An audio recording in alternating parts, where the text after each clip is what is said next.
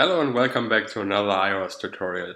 My name is Jan Thielemann and today I will explain to you why and show you how to split your storyboards into smaller pieces. For this I prepared this storyboard right here. As you can see, there are a few view controllers which are connected by a bunch of segues. Even now it already starts to get messy and confusing. Imagine a real app with tens of view controllers which all interact with each other. Let me explain you the reasons why you want to split your storyboards first. Reason 1.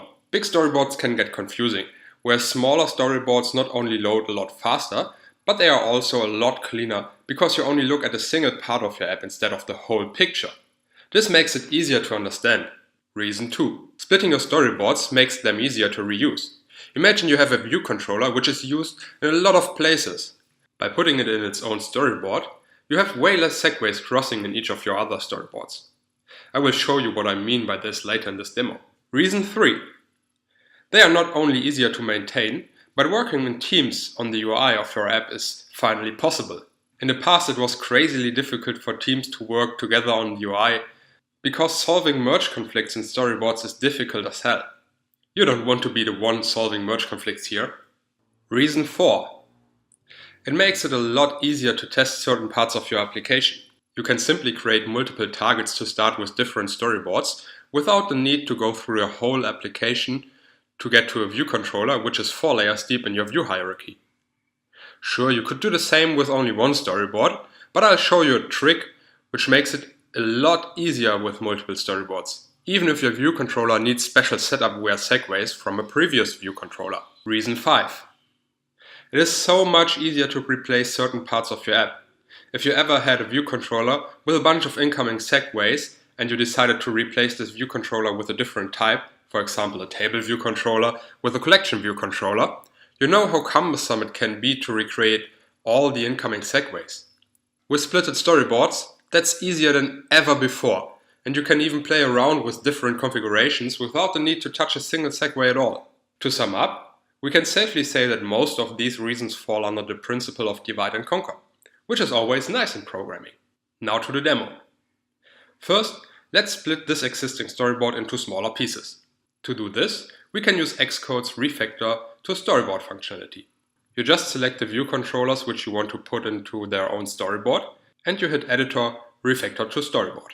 Provide a meaningful name for your new storyboard and hit the Save button. Done. As you can see, Xcode automatically created a new storyboard where our view controller is the initial view controller of the storyboard. If we go back to the previous storyboard, you can see that Xcode automatically created a storyboard reference and made the previous segues point to this reference. Now to the next part. Again, select the view controllers you want to refactor.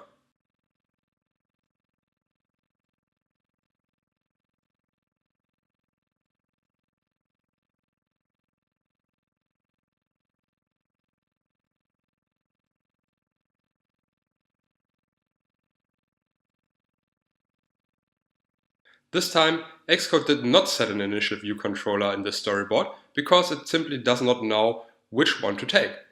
Even if it is clear for you, it has no way to determine it because there are multiple incoming segues to different view controllers. So let's fix this by selecting it ourselves. Let's have a look at all these references. As you can see, this one simply goes to a given storyboard. This means that the initial view controller of this storyboard is loaded whenever the segue is performed.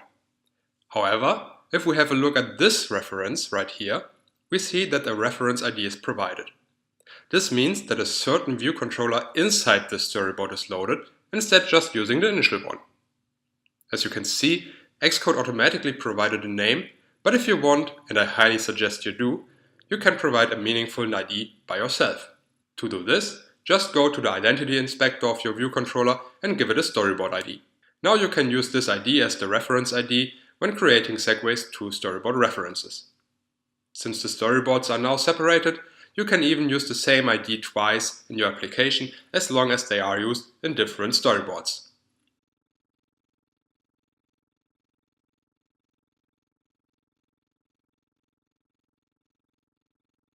This brings me to the next part. Replacing view controllers in storyboards.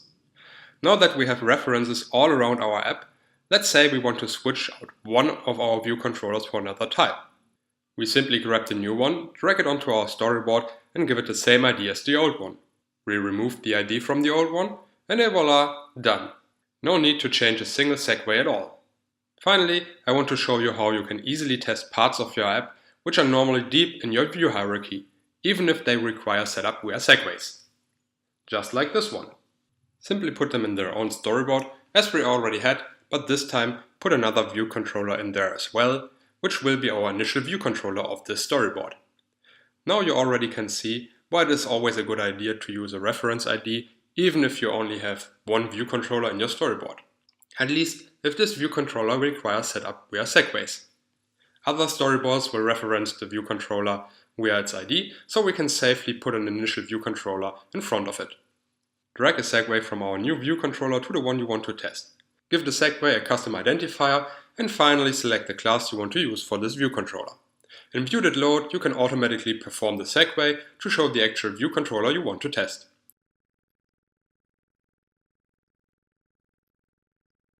In Prepare for Segue, you can do the setup and you're done.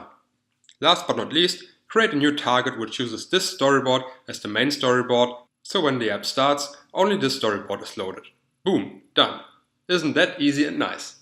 If you like this video, please leave a like and subscribe to my channel for more awesome dev tutorials. Feel free to leave me a comment and I will see you next time.